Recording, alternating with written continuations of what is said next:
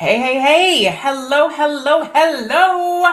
Happy Tuesday or Wednesday or Thursday or Friday, Saturday, Sunday, depending on when you're watching this. Welcome to the Melanated Air Hour. I am one of your gracious and humble co-hosts of the Melanated Air Hour. I am LaNée Javet. Uh, I don't do this by myself. We have four other beautiful and amazing melanated queens that do this with me. You have Teddy Ewing at The Real Teddy Talks chiming in from Egypt. You have Madam President at One Madam President coming in from the ATL. And you have Keisha at We Inspire Brand. Keisha, where are you? I'm in New York City. Coming from New York City. New York City. Okay, New York. I'm in Phoenix. Hello, hello, hello. Hopefully, let me give a quick shout out to the All Black National Convention if you are going to be there, because we will be there this week. We cannot wait to see you. We're going to give y'all a shout out from Teddy, who will not be there with us. She will be there with us in spirit. Yes, I will. What's in spirit, but the rest of us will be at the All Black National Convention. If you are going to be there, please make sure that you see us, give us some love, shake our hand, tell us that you watched the show. We do this every Tuesday and Thursday at 2:00 p.m. Eastern. You can catch us on Fly Nubian Queen. We have our own YouTube page now, so you can actually go and like and subscribe and follow us on YouTube at the Melanated Air. Also on Instagram, also on Facebook. So tune into us. Today we are talking about entrepreneurship. We're talking about business ownership. Is it for everybody? It ain't for everybody, but it should be. That's the conversation today. Keisha brought this conversation to us today, so I'm going to let her take us into this conversation on entrepreneurship versus career versus who is it for. Go ahead, take it away, Keisha. Yes. I'm so excited to talk about this topic. I actually presented this topic on my channel a little over a year ago because I was an entrepreneur at the time and I was also in my full-time job. And what my full-time job was, I was a career coach. So I ran the career development department at a college. So I was helping people build businesses and I was helping people find careers. And I was just like, kind of like a tug of war, like, okay, which one is my passion? Like, which one do I want to do? Right. And I do also find, like, on social media, it's popular to be an entrepreneur now, right? Like everybody is an entrepreneur. But in my mind, I don't think that everyone knows what it takes to be an entrepreneur. So we have a lot of aspiring entrepreneurs that see the glitz and the glamour on social media. They see people riding in these expensive cars and going on vacations, and it looks fun, right? But they don't see the nitty gritty. They don't see us staying up till 4:00 a.m. working on our business. They don't see us, having headaches and suffering from burnout if we're not careful, right? They don't see that side of entrepreneurship. So what do you ladies think? Like, should people jump ship and say, entrepreneurship is for me, like this job is not for me? Or do you think that, you could do both? What do you think? Before we answer that question, I want to go to the comments. In the comments, let us know if you are an entrepreneur or an aspiring entrepreneur or a career professional. Talk to us in the comments. Let us know what you think. Chime in on this conversation. Go ahead. Sorry, y'all. I absolutely think entrepreneurship is in most people, right? I think there's a small percentage of people who should not be entrepreneurs because they just don't have it in them. However, as Keisha said, you got to put in that work. You got to build the foundation, the baseline, get the education, get the mentors, watch people. I love people watching, learn about business, then start building it, not using that as a stumbling block, but using that as your foundation. But I think that the glitz and glamour tricks people into thinking it's easy, thinking you're going to ball out and make a lot of money in the beginning, thinking you're going to be having all these things that you may or may not have without putting in the work and putting in the effort. And it's the iceberg. You see the tip of the iceberg and you like, wow, you lucky, this and that. And like, nah, I've been doing this for years. I've been struggling for years. I've been hustling for years. So you see someone like Kevin Samuels, for instance, and you think he just blew up this year.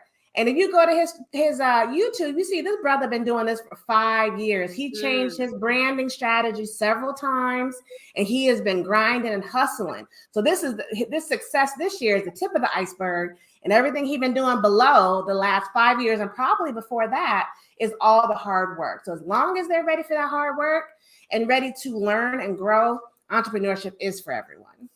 Because people say, oh, such and such is an overnight success. And they're not an overnight success. You just found out about them overnight, right? But they're not an overnight success. I know sometimes when people see me, I've been a full-time entrepreneur for 8 years, right? But what people may not know is I planned to leave my job. I cashed out my 401k. So when I left, I had $50,000.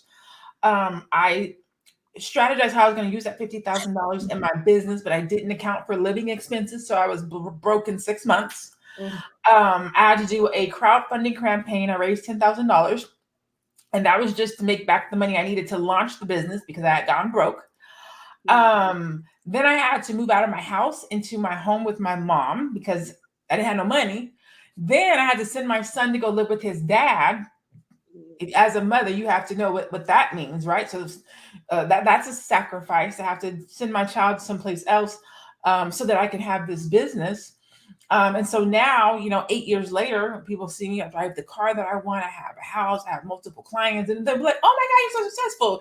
Yeah, but the work, the pain, the suffering, the brokenness, the crazy odd and end jobs, the late nights, the no sleep, it takes a lot to become an entrepreneur. It's tenaciousness. It's rejection. It's putting your emotions to the side. It's prayer. It's meditation.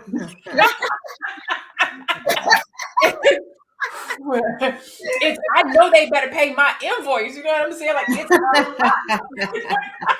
it's a lot that goes into being an entrepreneur. And you're right.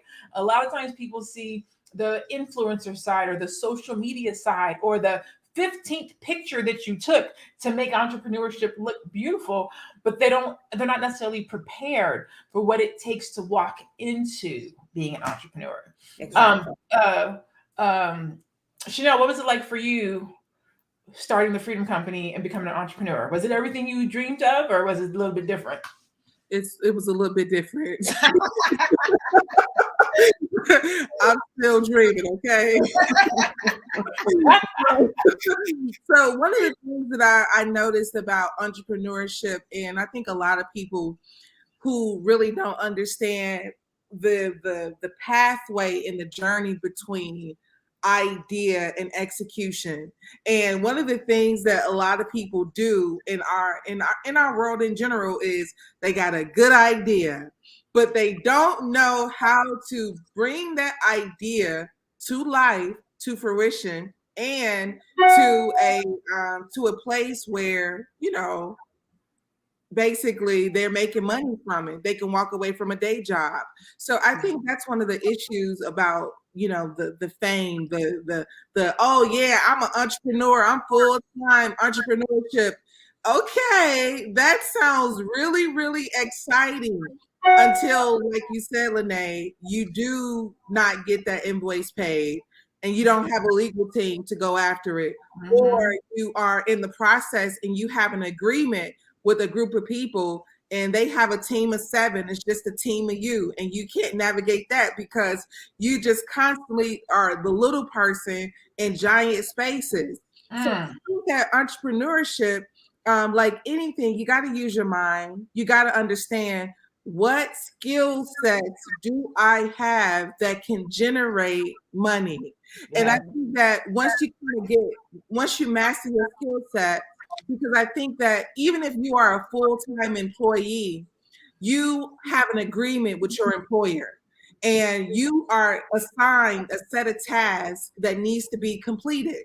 Now, what happens is when you some kind of way decide to do this for yourself, oh snap, you got to do these tasks. Nobody's checking in with you. Nobody's forcing you, telling you that these things have to be completed by a certain time. So you getting your nap in and you ain't make no money. So it's like one of those things where you realize, guess what? Oh, snap. I have to govern myself. Responsible for self. It's so embarrassing when you have to govern yourself and you ain't done nothing. Like it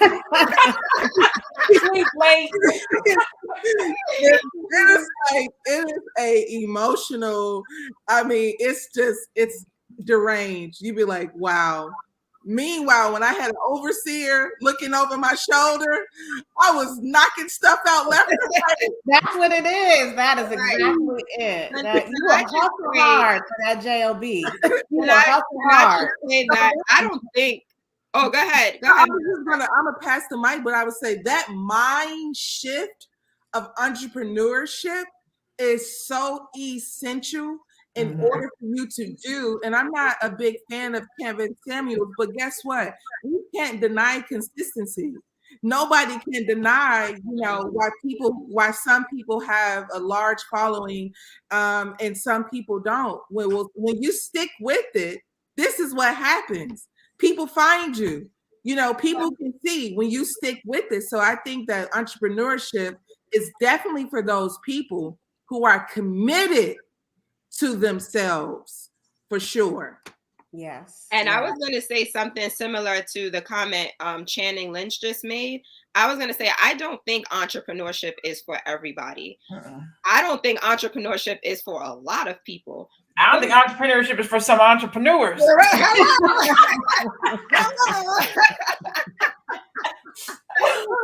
But my Black people, my B1 people, ownership is for everyone. So you don't have to be an entrepreneur in order to own, right? So you can own stocks. You can own real estate, right? So you're not in the forefront. You're not the one, making the decisions, but you're investing so that you have an extra stream of income. So you don't have to be the one making the moves and staying up 24 hours, 48 hours, making sure this business runs. But you could be someone in the background that says, okay, I believe in this company. Let me invest my money. Let my money work for me. And then you go work your 9 to 5.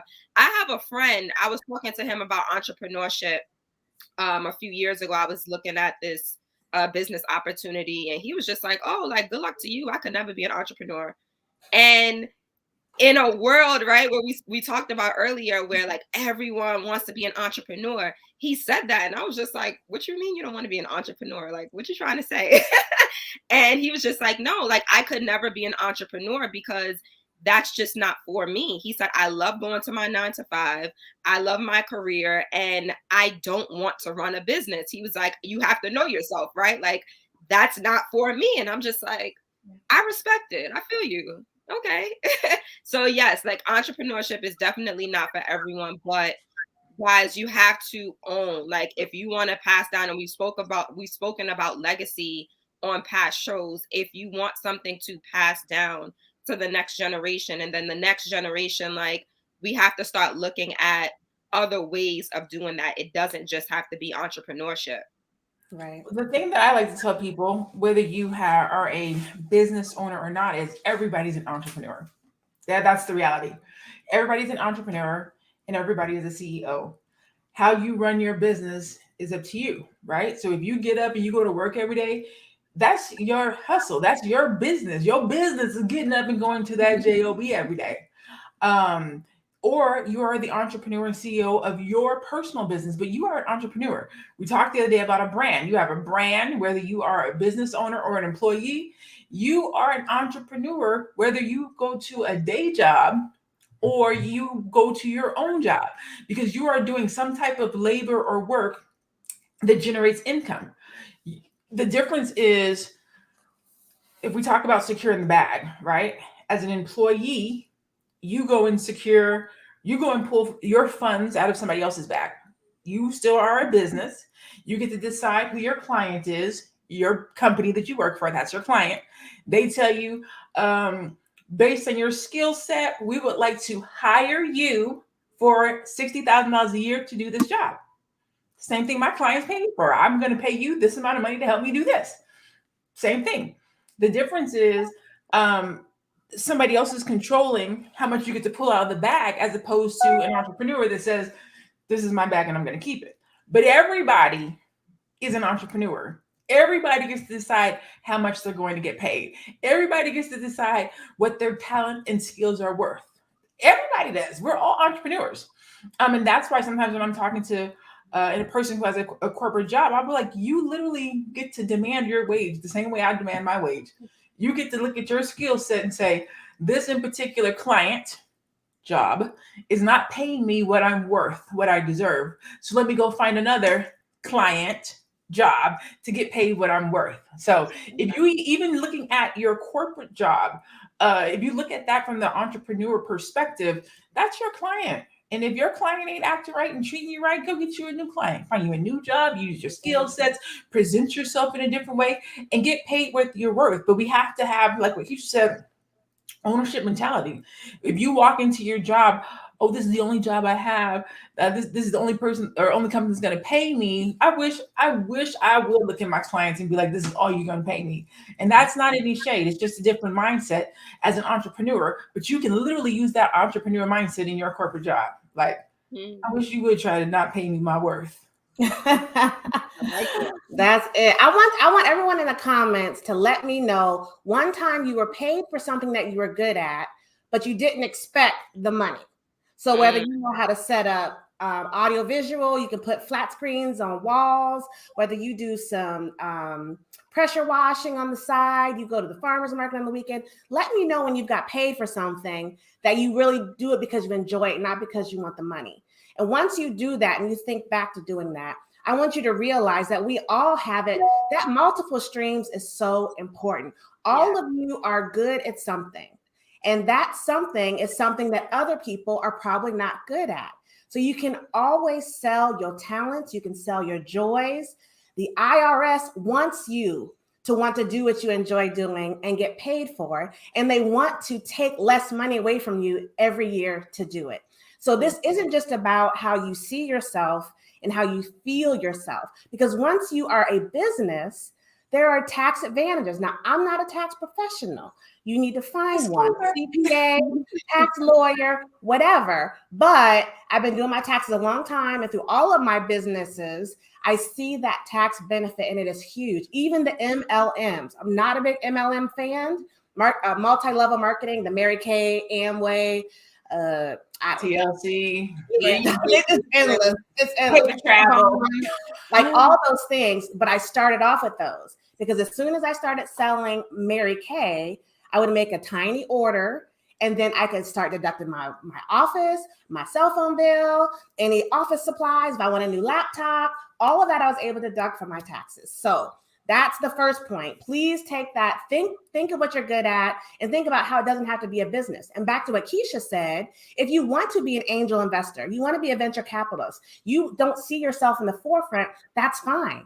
If you're giving people money to start their businesses, then you probably should have some kind of legal structure. You probably do need an LLC so that money flows through that. So you're still an entrepreneur. Even if you're a silent partner, even if you're on the backside of it, you can still get that money and take advantage of those tax breaks. And that's really what, for me, it breaks down to is don't be naive to think that you can't do something. And there are people that are capitalizing on it can do that. They just know a little more about the business and the money side than you do. So learn that, and then you can blow up. And like she said, a little more. Like she said, it's a little more. You would be amazed. So you guys are posting some really good comments. So I'm actually going to go to the comments so we can answer some of the questions that are in the comments. Before I do that, I'm going to reset the room. If you're just tuning in, this is the Melanated Air Hour. We do this every Tuesday and Thursday. 4 or 5 of us get together, melanated complexion, talking about life, usually from a business perspective. We can catch us on Tuesdays and Thursdays right here on the Melanated Air Hour. So I'm going to go to Natasha C. Perkins. She says, what was the one thing that made you make the first step to your dream? I'm assuming she's talking about stepping out and becoming an entrepreneur. What was the one thing that made you step out and become an entrepreneur? I'm just going to say that I'm an entrepreneur. I'm a corporatepreneur. I still have a 9 to 9. I still have a 9 to 9. She said 9 to 9, not 9 to 5. 9 to 5. Y'all peep that, right? So here's one of the things that I will say, what has started to entice my no. I've gotten calls for other opportunities that's within my day job, and I've been positioned to say no a little bit more. And one of the reasons that I'm starting to get this feeling of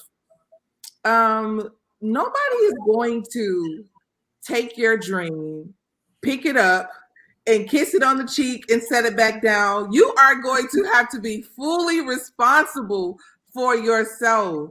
And one of the things that I was thinking too, even just from a creative standpoint, is like sometimes we get mad, or sometimes we envy where some people are, but they never stop, and so we have to be accountable for that too. So I think one of the things that allowed me to take a big leap of pretty much not allowing other people to dictate what I want for myself is understanding that what I have inside of me is a personal responsibility. And because it's a personal responsibility, I'm not putting that on my job. I'm not putting it on my parents. I'm not putting it on nobody but myself. Yeah. I think for me, I just did it. Like, I've always been an entrepreneur at heart. I always knew that I wanted to run my own business, and I did not want to work a 9 to 5 forever. So as early as junior high school, I knew like that's what I wanted to do. So for me, it was kind of dibbling and dabbling in different things until I found my thing that I was going to be consistent with. So for a while, like in my early 20s, like I was trying to do real estate. I was trying to get into real estate. And then I was trying to do, some other stuff with friends that didn't work out. And mainly because we were like just overthinking, right? Like there are businesses that are so successful now off of the idea. And I remember we spoke about like, what is an idea worth off of an idea that we had 10 plus years ago. So 10 plus years ago, me and a group of friends, we were talking about promoting Black-owned businesses. So getting a whole bunch of Black-owned businesses together and then them paying us to promote them.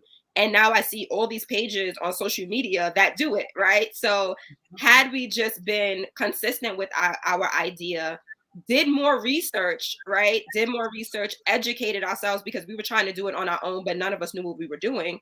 Had we did that, like we would have been so successful in that business. Like I have no doubt that we would have been. And then, fast forward to a few years ago, it was my t-shirts. So like, I just wanted a way to inspire and empower the Black community through positive affirmations. And I said, hey, I could do that on t-shirts. So for me, and I speak about this all the time, you need to discover your purpose. So before even going out there and saying like, oh yeah, I want to do this because I want to make money. Like, no, like, what is your purpose? What is your passion? What is that deeper meaning? For me, it was inspiring and empowering my people. And I'm like, okay, well, how can I do this, right? Because when you know your why, then you can ask how. And then when you ask how you can do it, then you start educating yourself on how you can build that business. So for me, it was the t-shirts, inspiration to my community, and then building from there. And like I said, being consistent. Like you have to be consistent. That is I think you ultimately know in your gut. There's something in you, right? You ultimately know. It's whether or not you're going to actually follow through on it. When I started going to college, I knew I was taking business classes. I didn't know what they were for.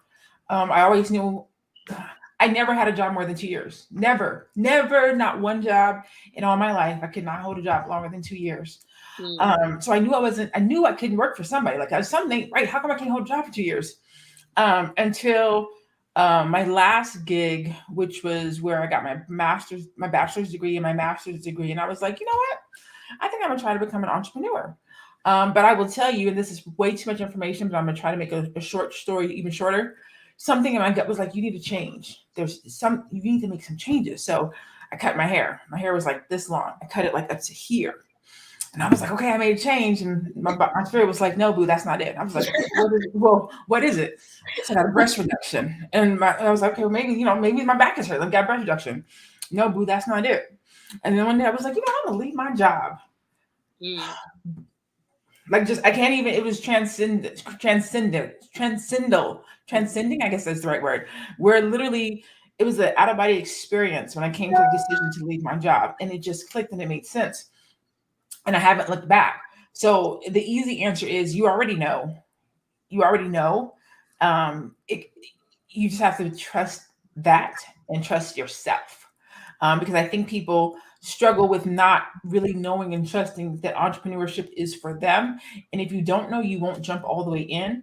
You won't get the training. You won't get a mentor. You won't get coaching. You won't find out how to bring that thing to existence because you're not trusting that this is what you're supposed to be doing. So you don't go all in. But if you go all in,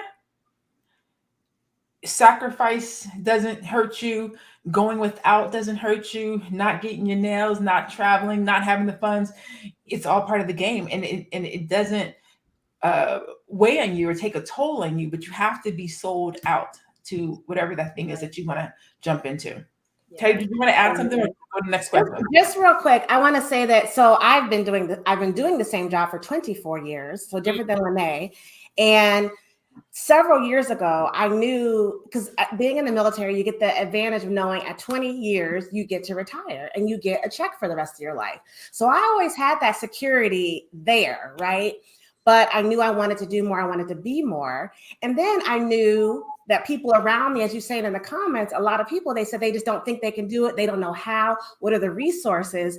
I said, that's going to be my business. Is I'm going to help people figure out how to start their businesses. I'm going to be that person that they can come to that has the education in the background, that has the degrees, that has the platform, and I can help you talk out your idea. And guess what? I'll sign an NDA because I ain't going to do that work for you. I don't want your idea. I'm not going to blow you up because I'm doing other things, right? So that's another problem. People don't want to share their dream. They don't want to share their ideas. So they're holding it too tight. Don't even want to tell your sister or your mama. And then nobody's helping you grow it and build it. So I knew I wanted to help people start businesses.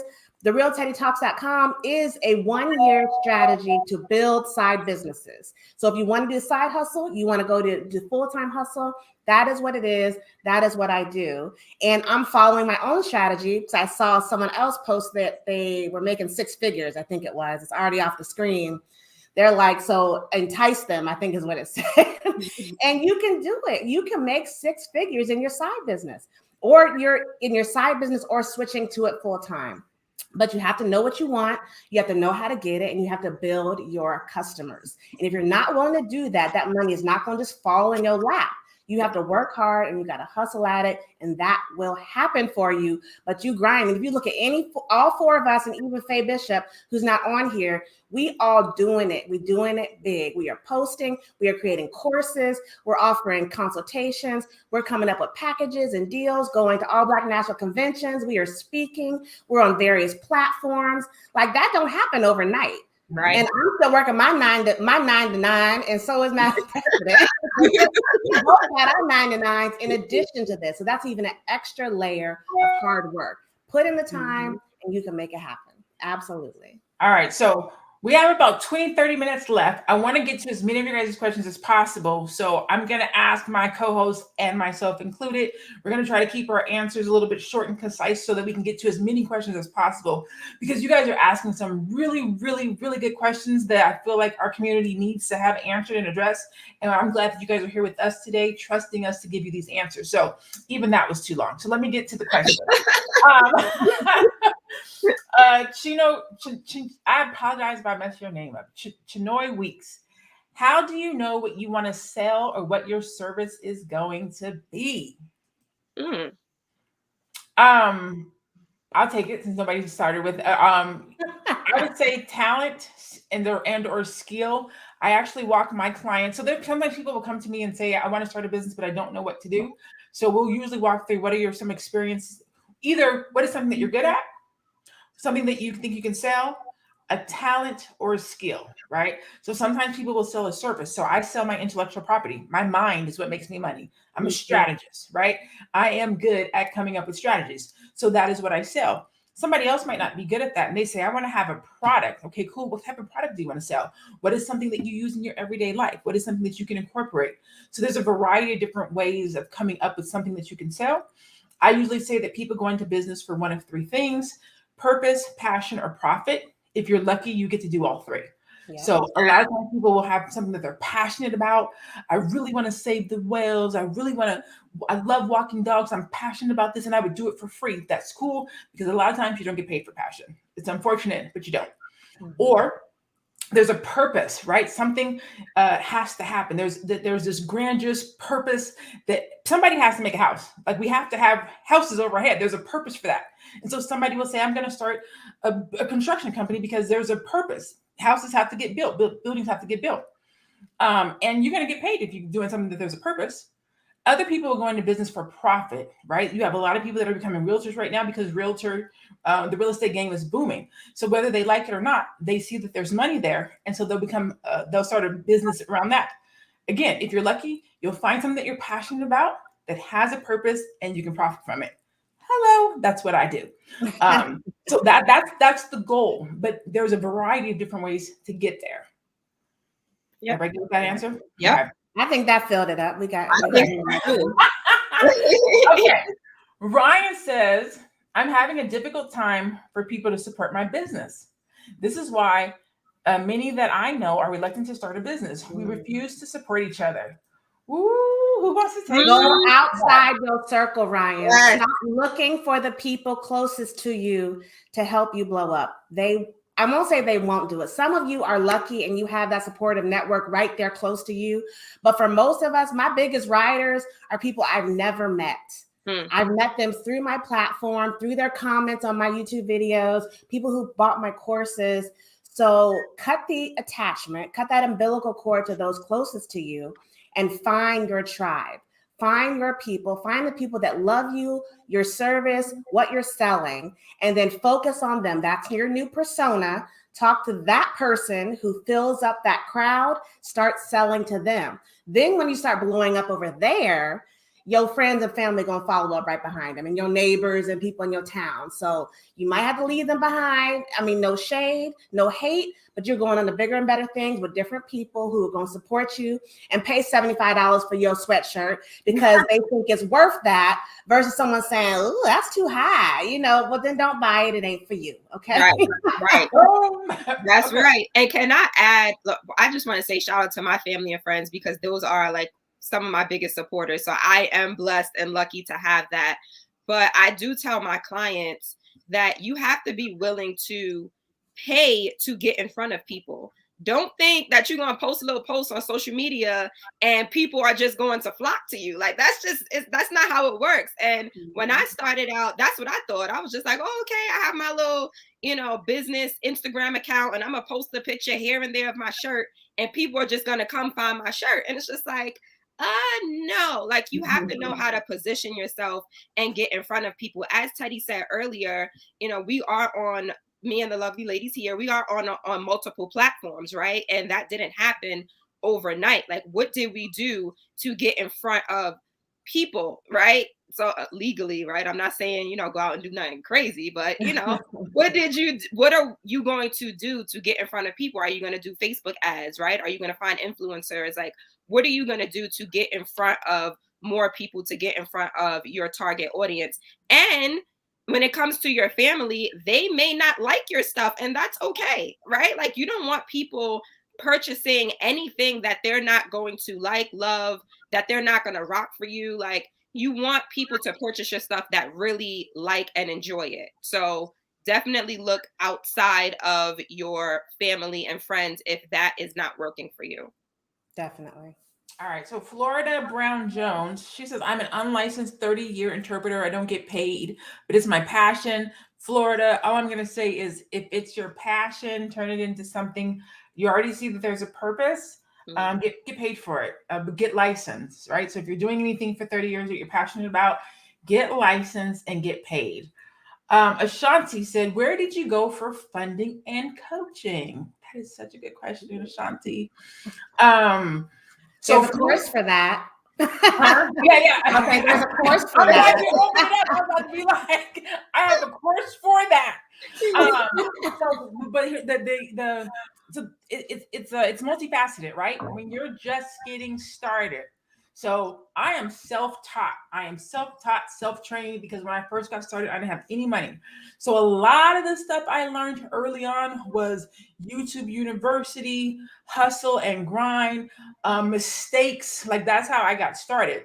Then as money started coming in, I started paying for conferences, summits, coaching, strategy sessions. And then I started to read. So now I'm like bursting at the seams with strategy, funding, bootstrapping. But then also I did a crowdfunding campaign. So I raised $10,000 in 30 days. Yes, I do have a course called the Crowdfunding Blueprint. If you want to learn how to raise $10,000 in 30 days.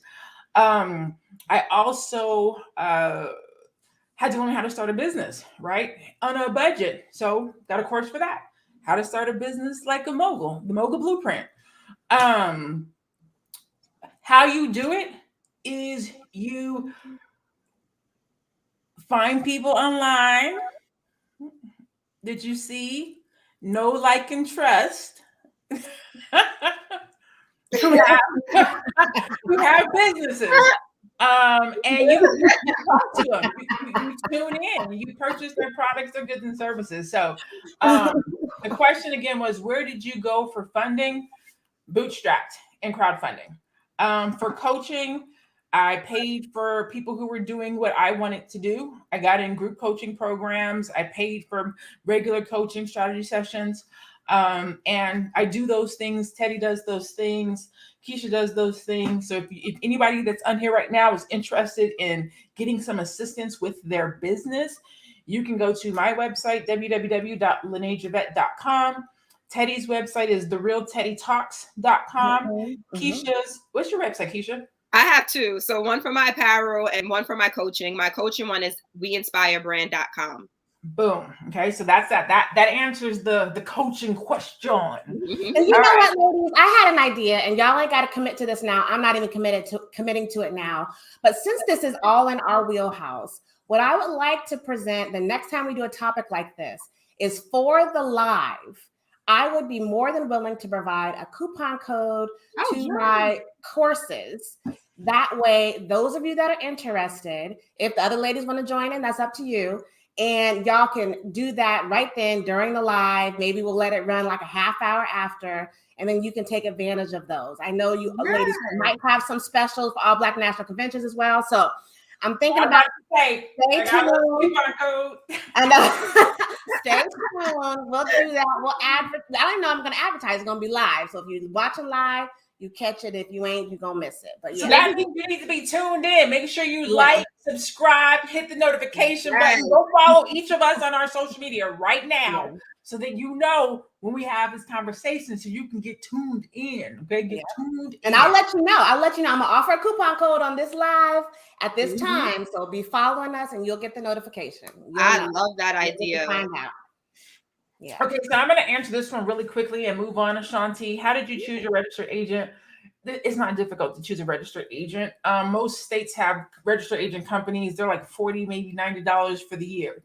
Yep. Super easy. It's not anything that to stress over. Find one in your state, sign up, and keep it moving. Very easy. So we're not going to harp on that one.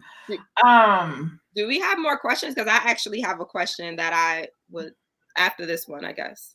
Yeah, let me see. How do you gain a routine for staying on track and not getting off track?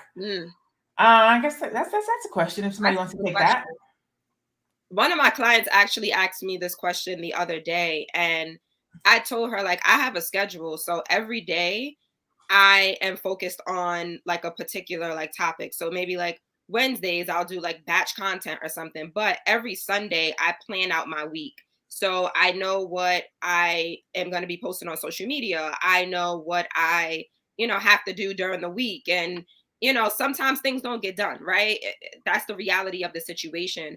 But look at what's priority for you and your business, during that day. And then, focus on that. So every Sunday, like I said, I plan out my week, everything that I need to get done for that week. And I split it up into the days of the week. A good planner, a Yes. good Google Calendar, a good something that you can you have to put it out and write out your plan. You have to make SMART goals. So you have to have time behind your goals to say on this date at this time, I'm going to do this for this long. And you just follow it, because routine and consistency will get through the suck. So even if you don't want to do it, you have it scheduled and you need to do it. And then after you do that every day, it's going to be more routine, and then you'll find your flow and you'll be doing that thing mindlessly and enjoying it, because you have to find your flow. If you guys are doing something and you're not getting into that flow where that is the only thing on your mind and that is your focus at that moment, then you probably won't be doing it very long. And if you are, you won't enjoy doing it. Mm-hmm. So consistency and time-based goals is going to be your best friend. I'll use Faye's not here, but I'm gonna use one of her analogies. I'm gonna use a theism right now. Don't be emotional with your time, right? Don't go off of your feelings. I don't feel like doing it. I don't feel like making these phone calls. I don't feel like don't use your feelings. Like, just do what needs to get done. Like, Nike had the best slogan. Just do it. Literally, just do it, whether you feel like it or not, because you're not gonna feel like doing none of this. I don't feel like writing my dissertation right now. I don't feel like fighting this natural hair to try to get it into the ponytail so that I can do the live with y'all. I don't feel like, you know what I'm saying? Like, if I only did what I felt like, I would be butt naked talking to y'all right now. like we just gonna be transparent today. So don't rely on your emotions. They will betray you. Yes. Yeah. Go ahead, Keisha. You said you had a question. Okay. So you guys know, like, we're all entrepreneurs, right? And all right. So would you, or do you want your partner, Teddy, I know that you are married, but do you want your partner to be an entrepreneur as well? Or can your partner have a 9-to-5? This is a good question. This is a good question. I'll answer real quick.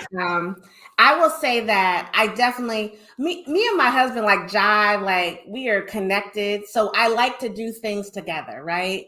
But as I said, I don't know if it's last show or before that, he wasn't all for my plan, the Real Teddy Talks, right in the beginning. Like, he supported me, but he didn't think it was going to blow up like it did. So then he kind of came over. So to answer your question, I want us to be a team, right? Like a conglomerate. You know, I want us to work together, build together, and he's half owner of my business, whether he's participating or not. So I prefer that he be participating. However, if he ain't gonna participate, then you need to be doing that other thing, whether it's a 9-to-5 or his own business. You know, my business ain't for everybody, nor should it be. But I really think the family, the Black family, is important, and business ownership is important. So as I said, he's half owner, whether he's doing it or not. But I really want us, because I want to teach it to my kids. I want them to know business ownership. I don't want them to be struggling with the school thing and all that if that's not what they want to do. I want us to make money. So I prefer that he works with me, but it's always his choice to do whatever he wants to do. So I'm going to say I've actually gone back and forth with this question. Early on, I said we should both be entrepreneurs because nobody gets an entrepreneur like an entrepreneur. And then I dated an entrepreneur that worked like I did, and it just did not work. So now what I say is I don't care what kind of job he has. I do care if he has one. And by job, I mean business, you know, makes money. Let's say makes money. And I guess I do, because y'all know what it is. What I care about is that he doesn't slow me down or impede what I'm doing, my process, right? I'm already kind of moving at a certain speed. I kind of will, you know, weave in and out of different lanes and conversations and rooms and things of that nature. And so I more care that he can bob and weave in those things, whether that's having a corporate job or being an entrepreneur. I care that we have time for each other. I care that I can have a business conversation with him, whether he has a corporate job or he's an entrepreneur, can I at least converse with you about what I have going on? Can we talk marketing plans? Can we talk strategies? Can I talk to you about my launch? Can you weigh in on this new logo? What do you think about this new product I want to do? I care if he cares about the Black community. Like there's these things that I care about that help me to be a good entrepreneur and a good business owner and a good leader in my community. And I care that he cares about those things and our energy matches, not so much the type of job that he has. But if we mesh in all of those things, because there's some really dope dudes that have really good jobs that maybe run a nonprofit or donate their time doing something else. They're B1. They want their woman to win. They support and they get those things. And they're not entrepreneurs. So I don't think you have to be an entrepreneur, but I think you have to know how to love an entrepreneur and how to support an entrepreneur and how to let them do what they do. You can't be, you were just out, you were just here, you were doing that, you were always traveling, you were always on a plane. I am. And I'm going to keep doing it. Do you want to ride, boo? I can. You want to go? Like, let's go. Like they paying for the room. Let's go. That's what I want. Somebody that's like, hey, let's go.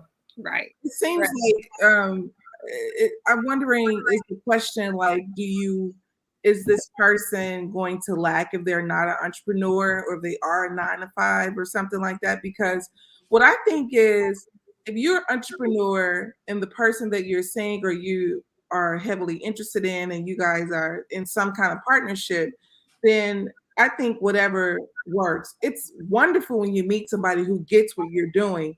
Oh man, you're ordering, say for instance, if I'm an interior decorator and I meet somebody and they're into construction, that's a wonderful pair, I think what happens is, we're under the impression that we can get people on the opposite end of the spectrum and we can all just make things work when we're just totally living and doing everything completely opposite of what we both desire. So I think, the question is, can a person date an entrepreneur?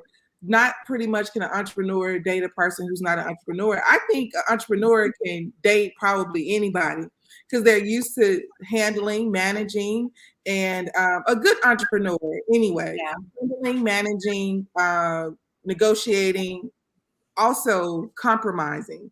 So I don't think it would be difficult if you're an even-minded person and you can do that and have that approach.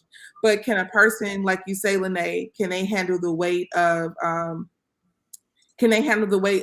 being unavailable, quick changes, clients saying, hey, we're going to start completely over in the middle of an anniversary dinner, like I'm imagining that these are some of the things that people who have a successful business have to deal with. But I don't think what a person's occupation, I don't know if it plays a bigger role into the role of them wanting to be with you in general. Like whatever you are, if we're committed to making this work. And maybe I've been reading too much fairy tale stuff, but if you have some kind of commitment to making it work, then I don't really feel like what your occupation will matter. But you got to be doing something, like you said. Right. Look, some of that is boundaries. Like the point, this specifically to the point you just made. Some of that is boundaries. A lot of times when you're a startup entrepreneur, you're just getting started. Your boundaries are jacked up. You're jumping through hoops. You're doing a lot, so you're really unavailable. As you build your business, and one of the things I teach my clients right now is build your business with the end in mind. Do not start your business doing too much and with loosey-goosey boundaries, because your clients and customers will assume that that's how you run your business. So when you go to tighten those reins, they don't know what to do because you're giving them so much access to you. Yeah, I want to get Fanetta's question. Wait, no. I want to address that. I'm getting to that because I definitely. I'm literally going into that one, but I wanted to hit that one first on boundaries because I saw it, and so I'm assuming she's asking me based on what I said. So I definitely want to address this because I get this question all the time.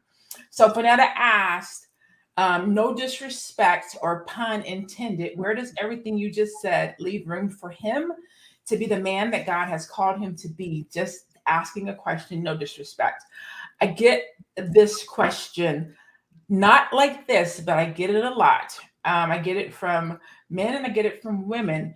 And not just me, a couple of other women that I know who roll in the circle that I roll with or roll the way that I roll. And it's a very, I don't want to say discouraging question, but it always rubs me weird because I feel like the assumption is that there has to be room left for a man where, and I'm gonna try to say this in a way that's not disrespectful, mean, or rude, but I take care of myself. I'm good. Like I am good, right? The role or the thing, how men look at relationship is, in my humble opinion, right? The breadwinner. I got to be there to take care of you. I got to be there to pay bills. And those are not necessarily the things that I need. I like those things.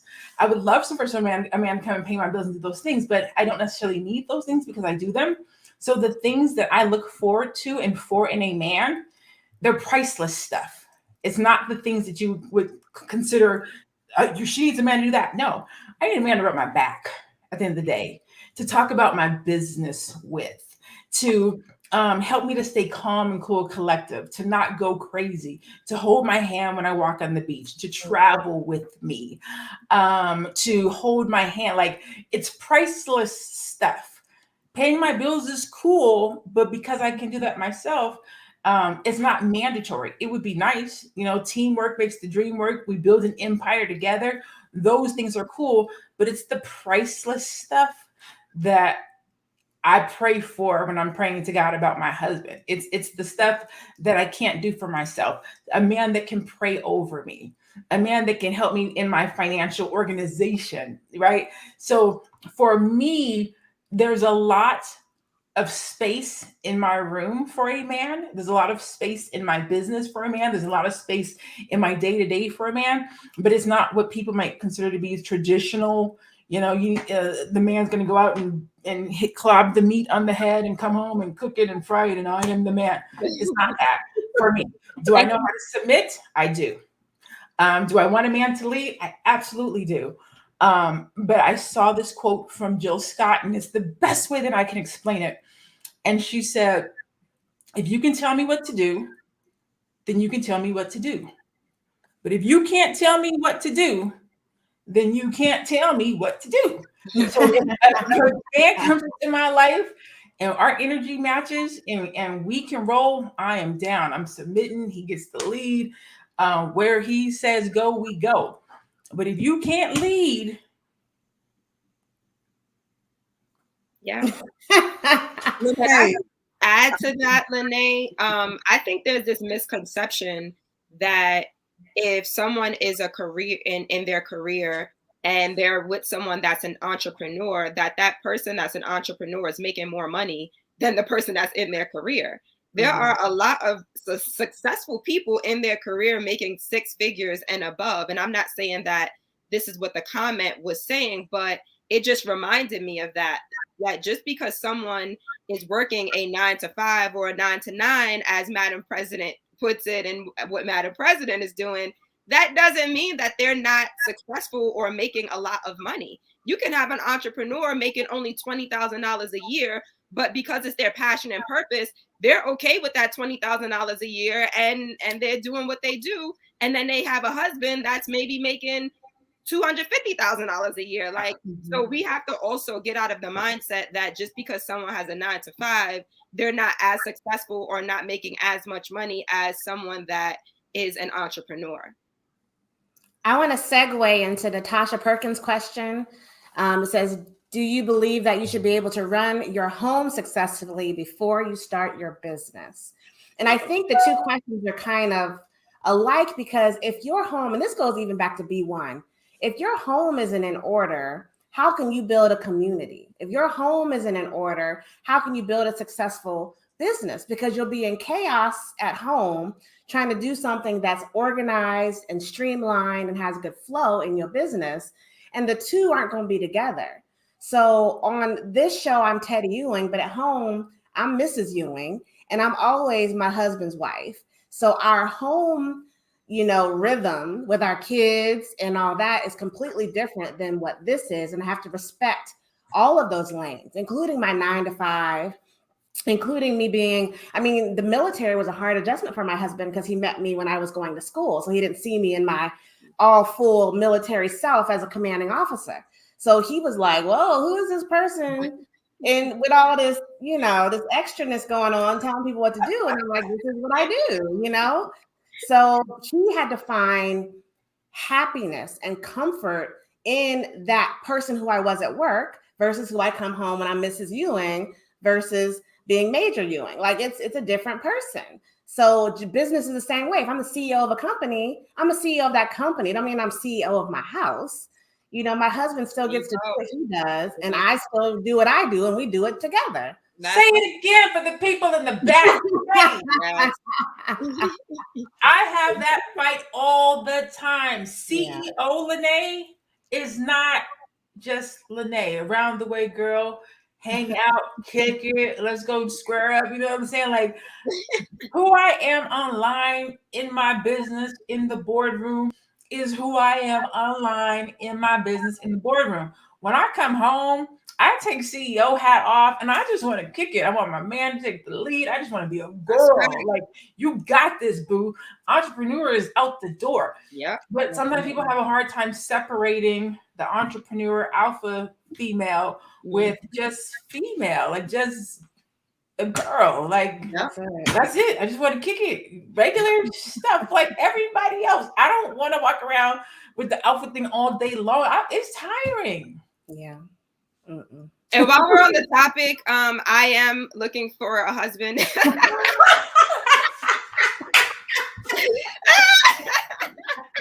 She ain't playing. I'm not that serious. If you know, okay, so before we go out, before we close, we're going to do this because there's enough of y'all on here. So, Keisha, tell the people what you're looking for.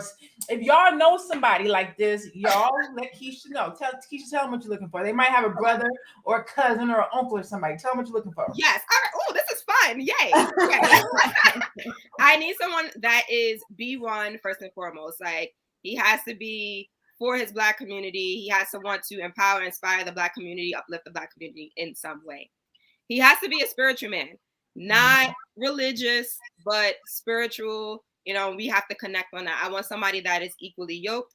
I want someone that has the financial freedom mentality. So that doesn't mean that he's an entrepreneur per se, but he understands that ownership is important. So maybe he has a 9-to-5 or a 9-to-9, and he is invested in real estate and he's invested in the stock market, right? I want someone who understands me culturally. So just because you are Black, right, it doesn't mean that you get me and my culture. It doesn't mean that we're going to vibe out and slow dance to R&B music. And that's what I want. Like, put on some Jodeci for me, okay?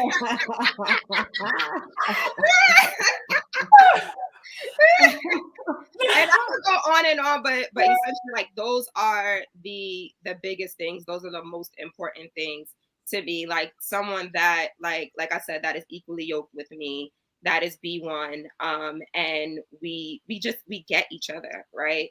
And he has to love to travel as well. Just putting that out there. And he has to be affectionate. Like, don't be, oh yeah, no, you have to love me, right? I'm delicate. I'm a woman. I'm feminine. And if he has a brother,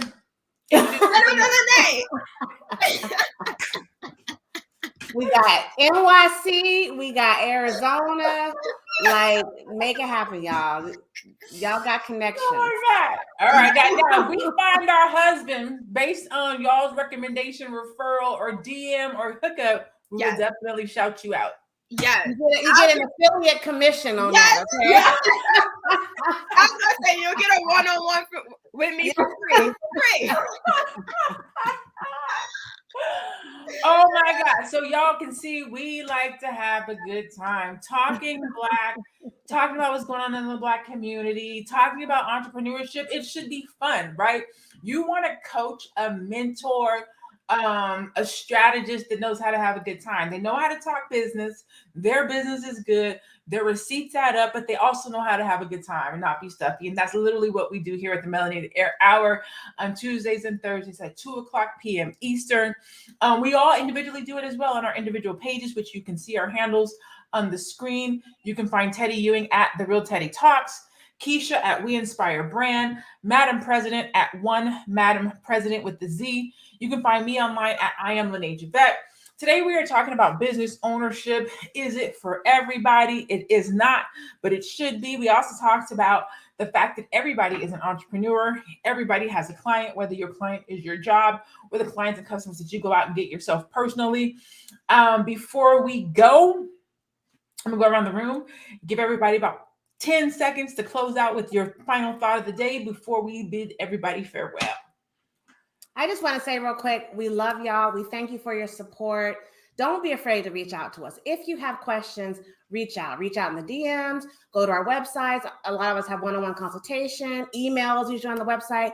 Reach out and see if we can help you build your dream or at least get it started, or just talk in the comments. Whatever it is, it ain't got to be serious, it can be big, it can be little. Do that. That is why we're here, to impart our wisdom on you so you don't have to start from zero like many of us had to. So we are here to help you get a few steps ahead so that it's not so difficult.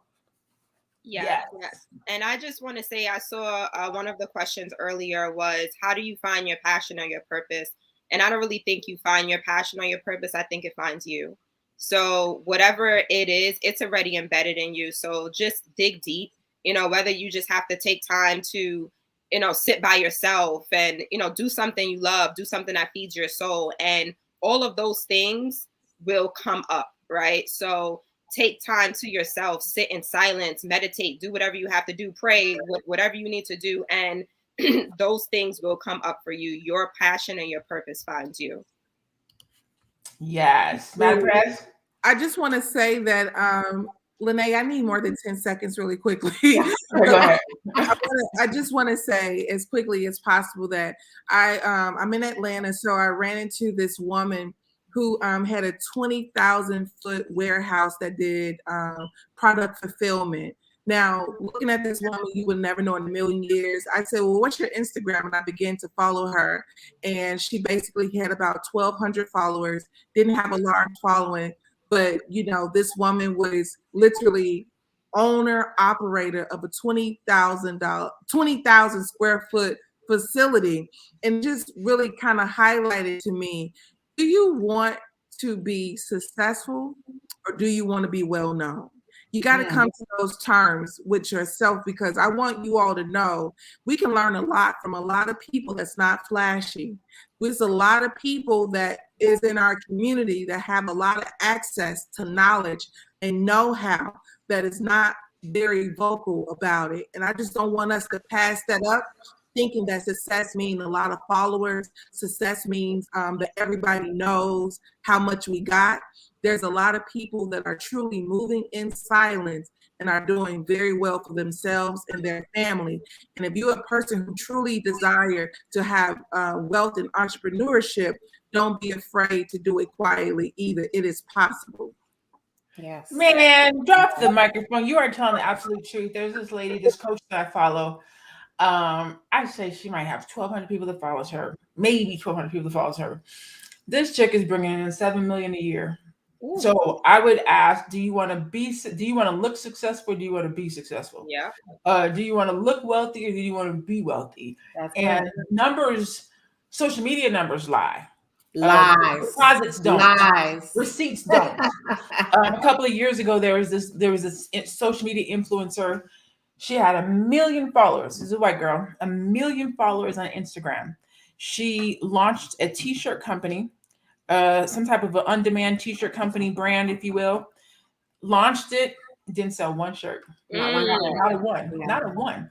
With 1 million followers. So does she look influential? How did she get those 1 million followers? Who's tuning in? Who's listening? Are they engaged? Like, how do you have 1 million people that follow you and not one person is interested in something that you bought? Was it branded properly? Did you know your target market? Do you know what the people, like all that to say social media lies. Social media numbers lie, right? If somebody were to look at my numbers, they'd be like, oh, less than 5,000 people follow you on Instagram. Well, 70,000 people follow me on Facebook, 14,000 people follow me on Facebook, 9,000 people follow me on Facebook, 3,500 on Instagram, 500 on YouTube, about 3,200 on LinkedIn. So over 100,000 across all my social media platforms, but that's not my greatest success. My greatest success is how many people I've helped to write a book. My greatest success is how many Black-owned businesses I've helped reach 6 figures. My greatest successes are how many Black-owned businesses I've helped to launch a business. Like my successes, you don't even know if you're looking at those numbers because those numbers don't relate what real success looks like. So just be cognitive of that as you're deciding who you want to work with. Ask for some receipts. I'm definitely saying ask for some receipts. Who would you work with? How would you help?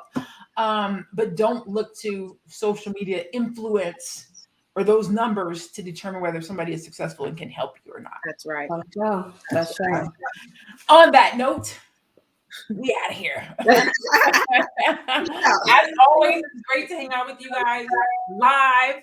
I will, since y'all are here, I'm gonna tell y'all, give y'all this. Thursday, those of us will be heading to the All Black National Convention will not be here specifically, but we have pre-recorded a conversation for you. So you will still get some current content, some new content. We will not be live, but still come, still tune in, still engage, still comment, still share, still thumbs up it, because we will come back to the comments and still engage with you. So make sure you still tune in on Thursday at 2:00 p.m. Eastern for a premiere conversation that we're going to be having at that time. The rest of you, we'll see you in Orlando at the All Black National Convention this weekend, live and in person. So hope to see you guys there again. If you see us there, please come up, say hi, let us know that you watched the show. We would love to chit chat with you, talk to you, take a picture with you. And so until we meet again, be blessed, be safe, be one. Bye, y'all. Bye.